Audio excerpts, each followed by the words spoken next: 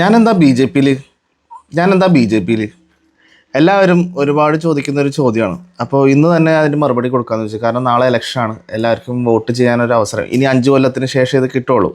അപ്പോൾ ഇന്ന് തന്നെ അത് പറയാമെന്ന് ചോദിച്ചു. വേറെ ഒന്നുമല്ല, കഴിഞ്ഞ പഞ്ചായത്ത് ഇലക്ഷന് നമ്മളെല്ലാവരും കേട്ട് നമ്മൾ പാടിയ ഒരു പാട്ടാണ്, പോറ്റിയേ കേറ്റിയേ സ്വർണം ചെമ്പായി മാറ്റിയേ.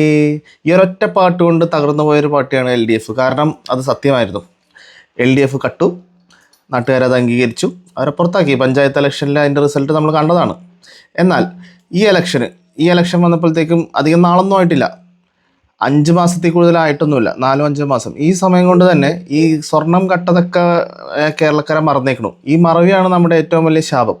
കാരണം ഇന്നിപ്പോൾ പ്രചരണത്തിലുള്ളത് വയനാട് ദുരന്തമാണ്. വയനാട് ദുരന്തത്തിൽ കോൺഗ്രസ് എത്ര കട്ടു എന്നുള്ളതാണ് ചോദ്യം. അതിനായിട്ട് അവരൊരു പാട്ട് ഒരുക്കി, 33 ദേവകൾക്കെല്ലാം ഫണ്ട് വീട് വീട് വീട് കോൺഗ്രസ്സേ. എന്തായാലും അവരും കട്ടു, ഇവർ മുക്കുകയും ചെയ്തു. അപ്പോൾ മനസ്സിലായില്ലേ, കക്കലും മുക്കലും മാത്രമാണ് ഇവിടെ നടക്കുന്നത്. അല്ലാതെ വികസനമെന്നോ കേരളം നന്നാവണമെന്നോ കേരളത്തിലെ ആൾക്കാർ ഇവിടെ നിൽക്കണമെന്നോ എന്നൊന്നും ചിന്തില്ല. അതുകൊണ്ട് തന്നെ കേരളത്തിലെ ഒരാൾ പോലും ഇപ്പം നിൽക്കുന്നില്ല. ഇത് മനസ്സിലായ പല ആൾക്കാരും ഇന്ന് നാട് വിട്ടു. ഞാൻ നാട് വിട്ടിട്ടില്ല, കാരണം ഇവിടെ BJP ഉള്ളതുകൊണ്ട് തന്നെയാണ്. എനിക്ക് ഈ BJPയിൽ വിശ്വാസമുണ്ട്. കാരണം രാജ്യസ്നേഹമാണ് അവരുടെ അൾട്ടിമേറ്റ്. അപ്പോൾ ഈ കാര്യങ്ങൾ നിങ്ങൾ ചിന്തിക്കുക.